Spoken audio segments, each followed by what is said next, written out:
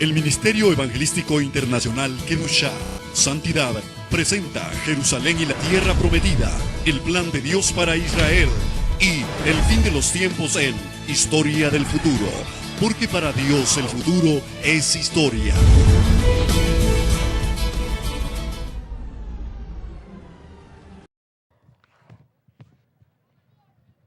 Para mí es un honor una vez más visitar tierra hondureña.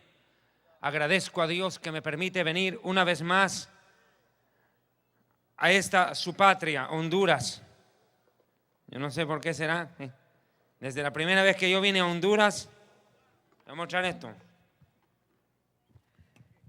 La primera página de mi Biblia, la bandera de Honduras.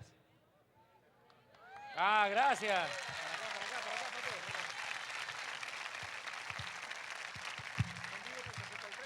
Siempre lo tuve presente.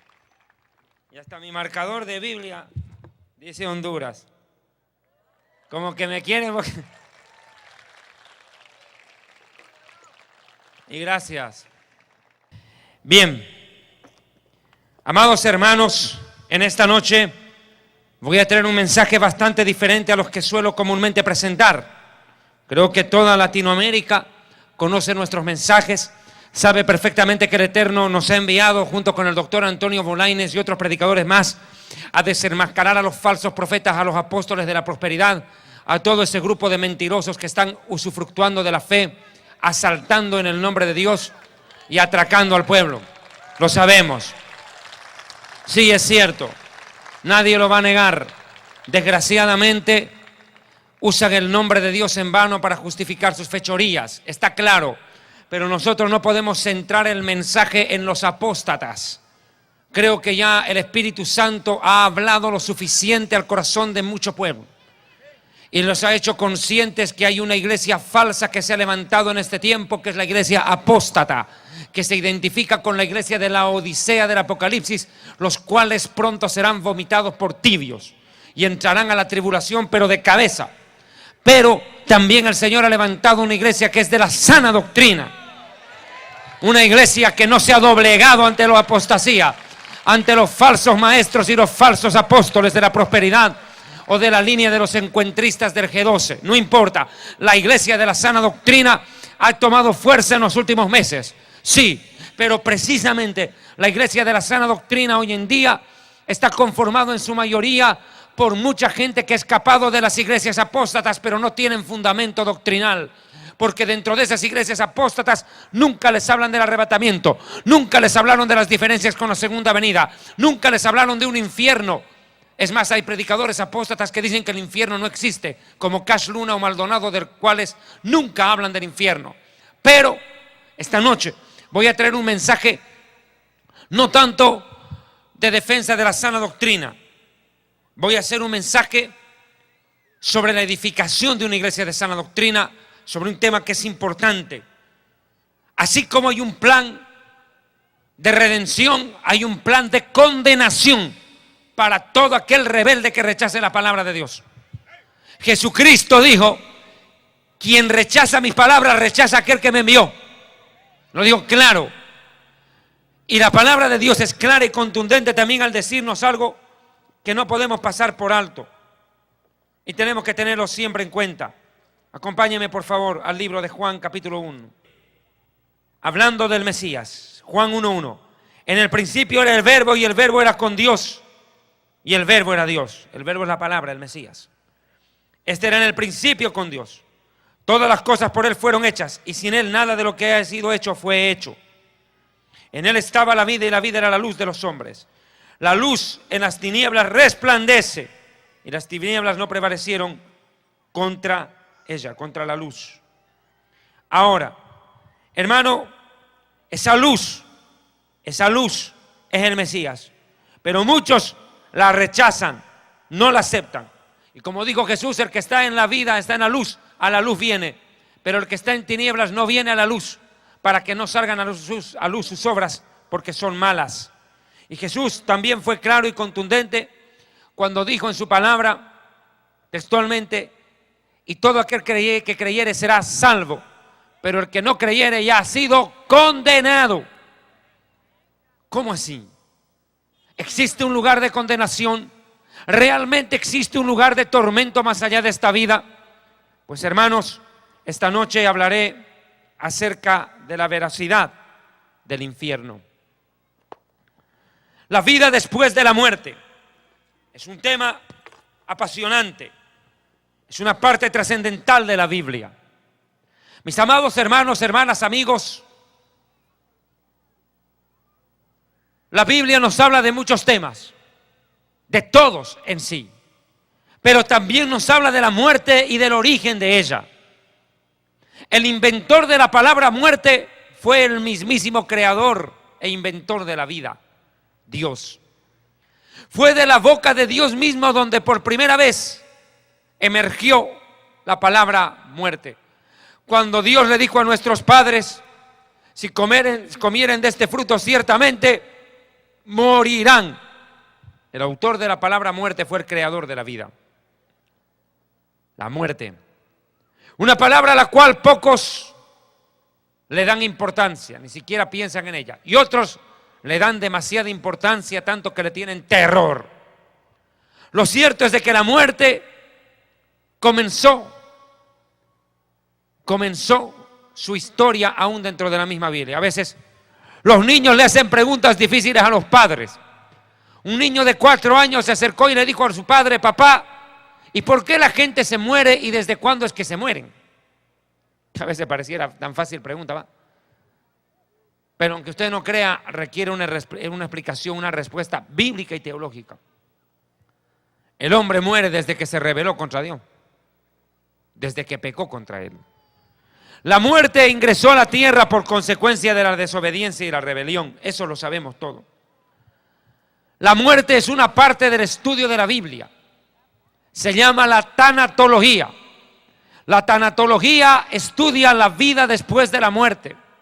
La palabra tánatos se traduce como muerte, logos, estudio, pero en sí la palabra tánatos tiene más que ver con la palabra desprendimiento, separación, apartar, desprenderse de. La pregunta es, cuando hablamos de la vida después de la muerte y relacionamos con separación, ¿de qué estamos hablando? ¿Separar qué cosa de qué cosa? Pues bien, a la luz de la Biblia, la muerte tiene 2 facetas. La separación de la criatura con su creador produce muerte, porque la paga del pecado es muerte. La consecuencia del pecado es la muerte, la separación espiritual de la criatura con su creador. Y Dios es espíritu. Dios es espíritu. Y si pecamos, quedamos espiritualmente separados de Él. Terrible brecha, abismo que se produce en el momento de la rebelión humana. O sea, la primera acepción de la palabra separación es separar a la criatura de su creador por consecuencia del pecado. Como dice el profeta Isaías, vuestros pecados han hecho ocultar el rostro del Señor para no escucharlos. Vea usted, separación. Tremendo abismo. Pero también la palabra muerte involucra una separación de lo inmaterial abandonando la materia. Lo inmaterial abandona la... ¿Qué quiero decir con esto? La muerte no se produce cuando el corazón deja de latir, cuando los riñones ya no funcionan o cuando se produce un colapso, un infarto cerebral. No. La muerte no se produce ese momento.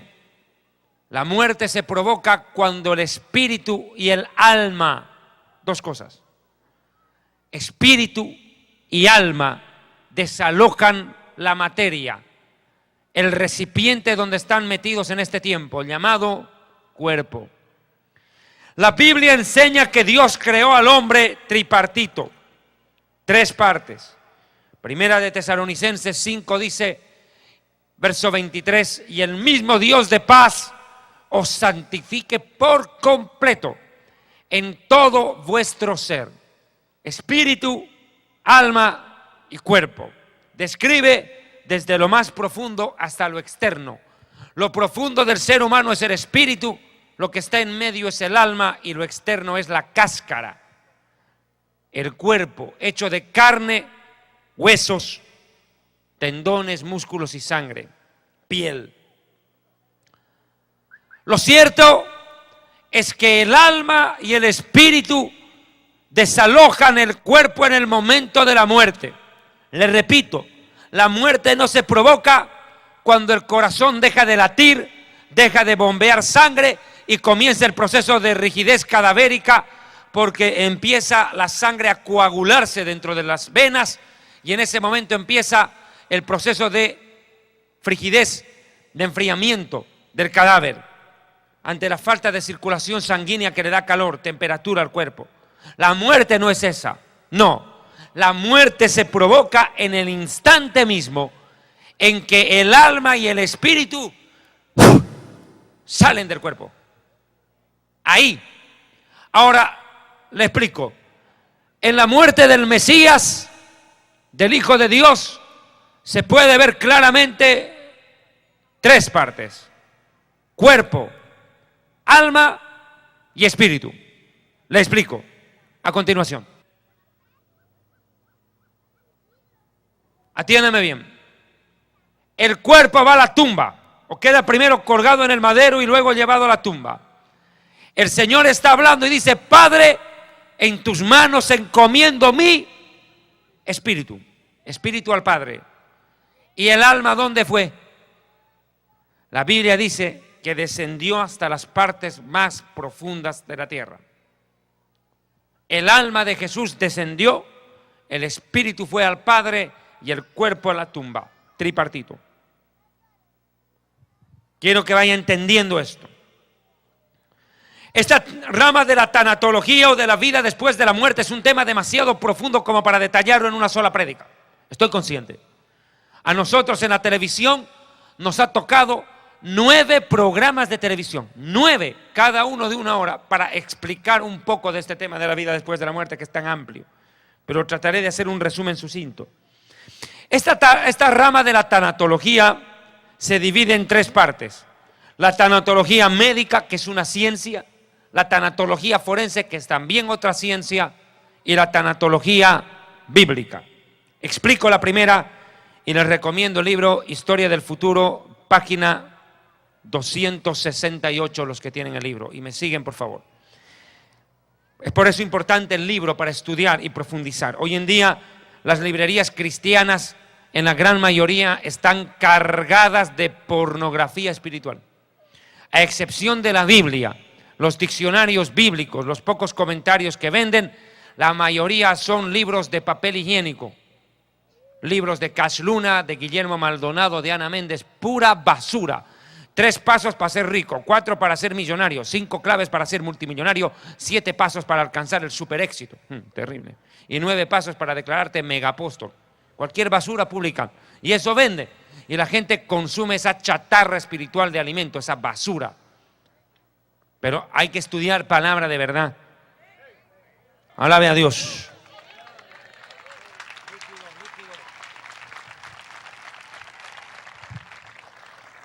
Les decía, amados hermanos, hermanas y distinguidas suegras que también han venido acá. No saludo a las suegras, se ofende ese sindicato. Mire, la tanatología médica es la primera rama que voy a describir. Es preparar a las personas para afrontar la muerte. Esto se aplica en los hospitales.